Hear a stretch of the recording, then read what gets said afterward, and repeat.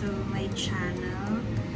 I know ang tagal kong hindi nakapag-upload ng video, and sa totoo lang ang daming nag-message sa akin, and ang daming nagtatanong about dun sa Picos update. Pero sa ngayon, start ko muna siguro buhayin unti-unti itong channel na to. And doon, at may mga nagsusubscribe pa rin kasi. So, thank you sa inyo. I really appreciate na nagsusubscribe pa rin sa channel ko kahit, alam niyo yun, wala nang upload, ganyan.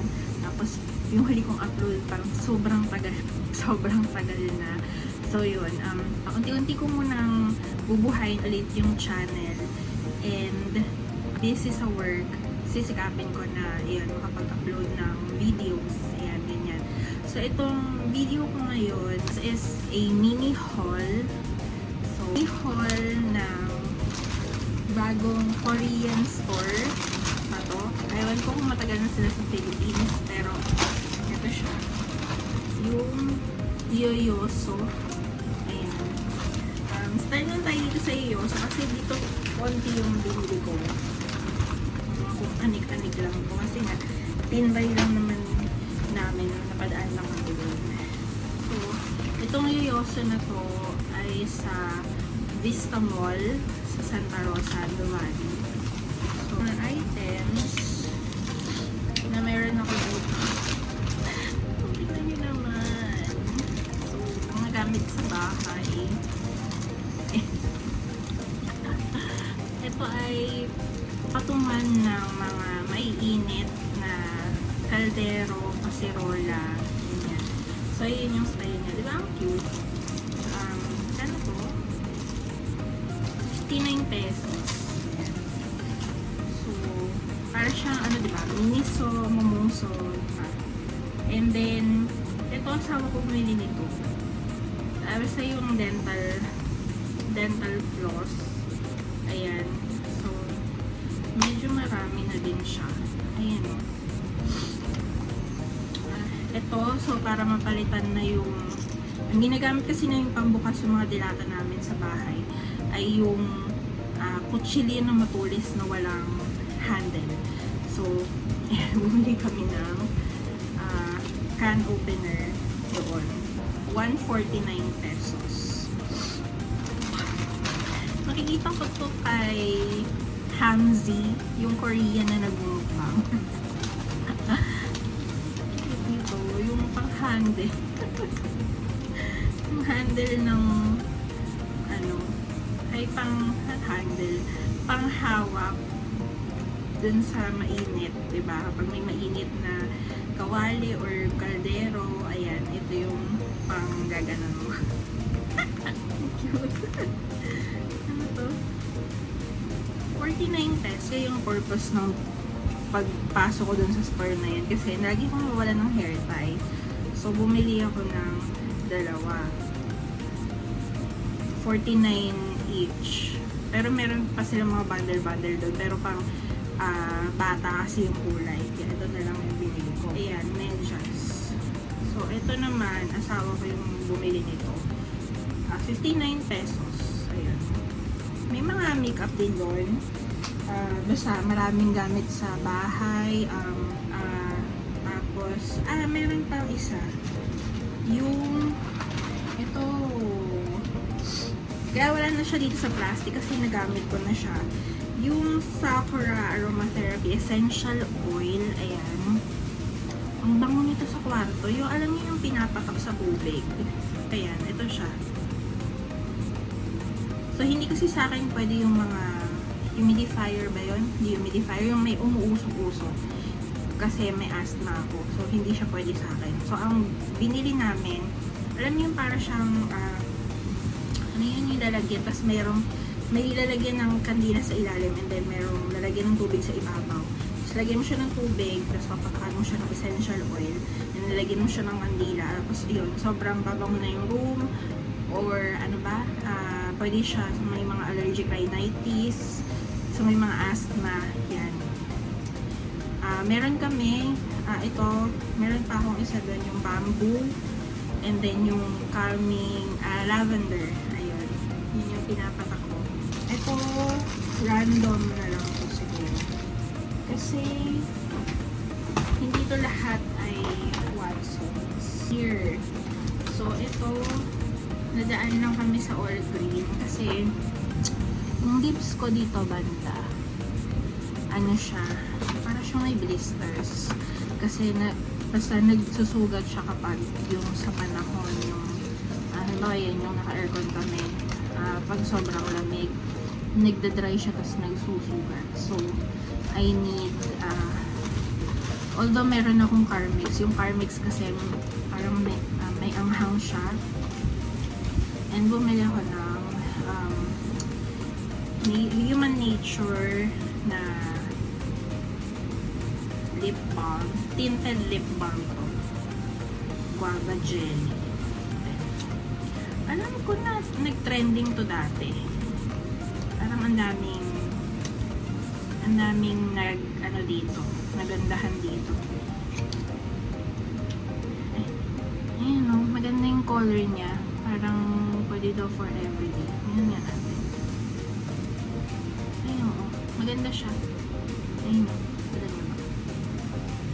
Ayan. Oo, maganda siya. So, super crazy sale kasi ngayon sa Landers. So, napadaan ako dun sa, nagtingin-tingin kami dun sa mga part ng beauty section. Tapos, nakita ko to, yung DRA na makeup remover. Sa pagkakatanda ko, naka-off siya. I'm not sure if 30 or 50% off. Basta naka-sale siya. Ayan. And then, another sale sa Landers na nakuha ko ay itong body care set. So, meron na siya ditong body wash. And then, meron ka na rin body butter. Ayan. Ang price nito, 50% off siya.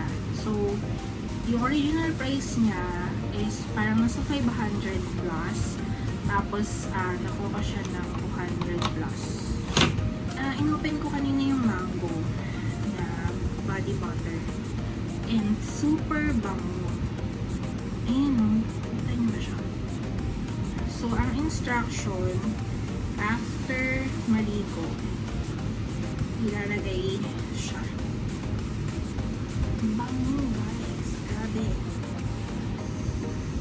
Parang hindi mo na kailangan magpabango dito. Pag ito yung gamit mo. Ayan o, body butter. And then, meron na siyang body wash. Ayan. So, ay! Nakapalo. Anyway, mabango naman siya. So, ayan. No biggie. So, ayan. Next is my favorite lotion. Serum body lotion from Precious Skin Lab. Yung Jeju Aloe Eyes. Ayan. Favorite ko to. Parang pangatlong ano ko na to. Pangatlong bottle ko na to. Makinis ito. With niacinamide kasi siya in multivitamins. Multivitamin siya. Ayan. Bright and even tone. Even toned skin. So, ayan. Favorite ko to. Kaya, lagi akong bumibili na. Bumili din ako nito pala. Yung pomegranate and grapeseed invigorating cream body scrub ng Watsons. Mabango din kasi to. Body scrub naman to. So, di ba once in a while, kailangan naman natin mag-scrub para mawala yung mga dead skin cells. So, yun. And then, bumili ako ng skincare. Kasi, yung skincare na gamit ko ngayon is yung set ng Skintific. Paubos na kasi. Paubos na yung toner ko. And, ayun. So, magta-try naman ako. Actually, na-try ko na to before. Kaya, ito na rin yung binili ko. Kasi nga, maganda siya sa skin. Malakas siya makakinis din. Ayan. Meron kasi itong hyaluronic acid. Ayan.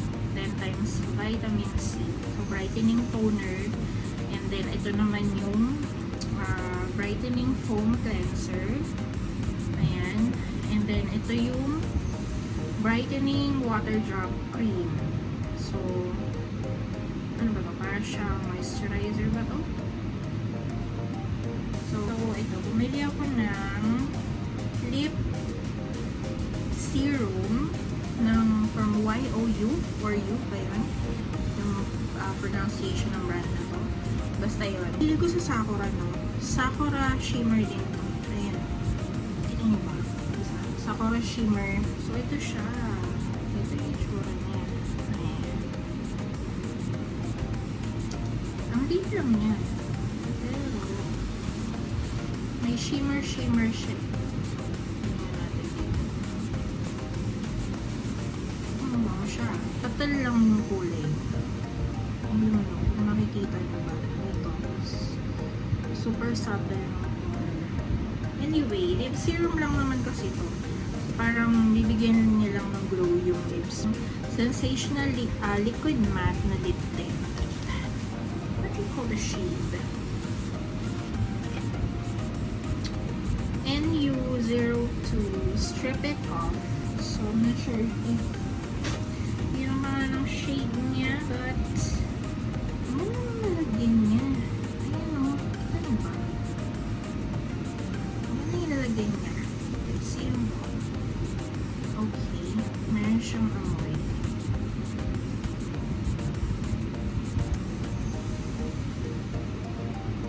Medyo floral ba yung amoy niya? Fruity? Floral? I'm not sure. Usually kasi diba yung mga ganitong well, sa ano naman yun, sa mga matte, liquid matte na lipsticks, yung parang amoy chocolate. Ito yung kulay niya.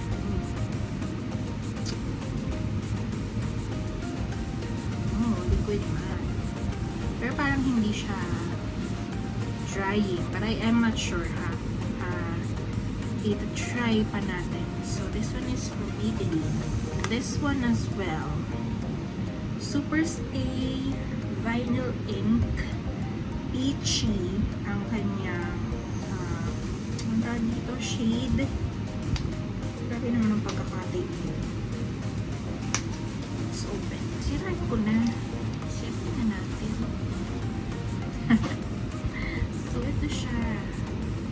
Actually, sa tinagal-tagal nito, hindi na ako makaka-try. Kasi sanay ako dun sa lipstick ng Maybelline, yung ano ba yun? Clay Crush, yung mga lipstick nila nun. Yun yung talagang ginagamit ko. Kasi ang ganda ng shade nun eh. Ayan. Again, ang shade nito ay Peachy. And ito, amoy chocolate siya. Ang bango. Ayan. So, let's see. Shade. Okay. Ito siya. Ayan siya. So, 16-hour long wear. No budge. Vinyl color. So, long wear. Dapat pala siya na shake. Okay. So, mali. Dito siya na shake. Transfer proof. Okay, malalaman natin. Because I'm planning to do a review dito sa vinyl ink. But, yun na. So, feeling ko talaga pang long lasting siya. Longer. So, yun. Let's see. So, I'm excited to try this. And then this one as well. So, yun lang. Yung haul ko for today, na-miss kong gumawa ng video. So, I know, hindi naman ganun karaming subscribers ko, but still, I am thankful na kahit pa paano may nanonood, kahit pa paano nandiyan kayo. Because, you know, kapag masyadong hectic yung life, kailangan mo ng outlet. So, kailangan mo somehow ng yung mapaglalabasan, unwind, ganyan, para hindi ka masyadong mabombard ng mga kung ano-anong nangyayari sa paligid. I hope to see you guys in my next video. And thank you sa inyo. So yun, sa mga makapanood nito, please subscribe naman kayo sa channel ko. So, ayun lang. Thank you so much guys. See ya!